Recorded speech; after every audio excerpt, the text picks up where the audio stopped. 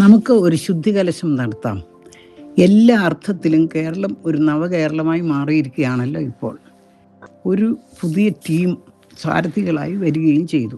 എവിടെയും നവോന്മേഷം, എല്ലാവർക്കും പ്രത്യാശ. ആകപ്പാടെ കേരളം കുളിച്ചു തോർത്തി ഉണർവും ഉന്മേഷവും വീണ്ടെടുത്ത് വന്ന പ്രതീതി. എല്ലാ അഴുക്കുകളും കഴുകിക്കളഞ്ഞ് നമ്മുടെ സംസ്ഥാനത്തെ നമുക്ക് ശുദ്ധീകരിക്കാം. ഇനി ഈ ശുദ്ധീകരണ പ്രക്രിയ എത്തിപ്പെടേണ്ട ഒരു തലത്തിലേക്ക് ശ്രദ്ധ ക്ഷണിക്കുകയാണ് ഞാനിപ്പോൾ. നമ്മുടെ ഭാഷ. വാസ്തവത്തിൽ ഭാഷ ഒരു ജനതയുടെ ഭൂഷ തന്നെയാണ്. ഒരു വ്യക്തിയുടെയോ സമൂഹത്തിൻ്റെയോ മഹത്വവും സംസ്കാരവും സന്മനസ്സും പ്രകടിപ്പിക്കുന്നത് വസ്ത്രധാരണത്തിൽ കൂടി മാത്രമല്ല, അയാളിൽ നിന്ന് പുറപ്പെടുന്ന ഭാഷയിൽ കൂടിയുമാണ്. ചീത്ത വാക്കുകൾ ഒരു കാരണവശാലും ഒരു വ്യക്തിക്കെതിരായോ ഒരു സമൂഹത്തിനെതിരായോ ഒരു പ്രത്യേക വിഭാഗത്തിനെതിരായോ ഉപയോഗിക്കുന്നത് ഗുരുതരമായ സാംസ്കാരിക അധപ്പതനമാണെന്ന ബോധം കേരള ജനതയ്ക്ക് ഉണ്ടാകണം. അത്ഭുതം എന്ന് പറയട്ടെ, സ്കൂൾ കോളേജ് വിദ്യാർത്ഥികൾക്കിടയിൽ തെറിവാക്കുകൾ പറയുക എന്നത് ഒരു ഹരമായി തീർന്നിരിക്കുകയാണ്.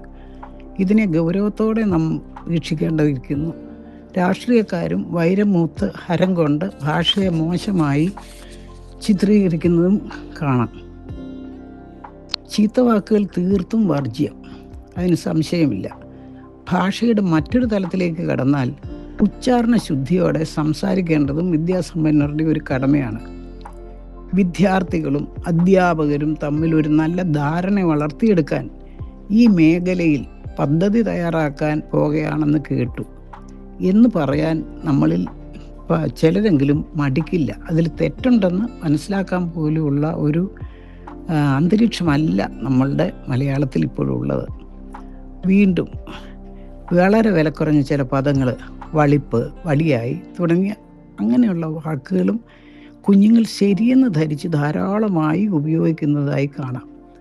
നമുക്ക് ഒരു വിദ്യാഭ്യാസമുള്ള പരന്ന വായനയുള്ള ഒരു മുഖ്യമന്ത്രിയുണ്ട്. അദ്ദേഹത്തിൻ്റെ കൂടെ വിദ്യാസമ്പന്നരായ ധാരാളം ആൾക്കാർ തലപ്പത്തുണ്ട്. ഇതാണ് ഒരു ശുദ്ധികലശം നടത്താൻ ഏറ്റവും പറ്റിയ അന്തരീക്ഷം.